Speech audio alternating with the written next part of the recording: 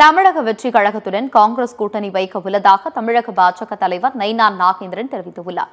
தூத்துக்குடி மாவட்டம் கோவில்பட்டி பரப்புரையில் பேசிய அவர், கடந்த ஆட்சியின் போது டாஸ்மாகால் தமிழகத்தில் விதைகள் எண்ணிக்கை அதிகமாக உள்ளதாக கூறிய கனிமொழி, திமுக ஆட்சிக்கு வந்த பிறகு அது குறித்து வாய் திறக்கவில்லை என்றார்.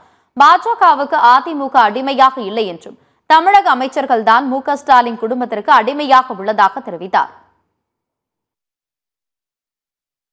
அதிமுகவை பார்த்து அடிமைகள் என்று சொல்கிறீர்களே, நான் கேட்கிறேன், உங்கள் அமைச்சர்கள் யாராவது நீங்கள் எல்லோரும் உங்களுக்கு அடிமைகளாக இருக்கிறார்களா இல்லையா?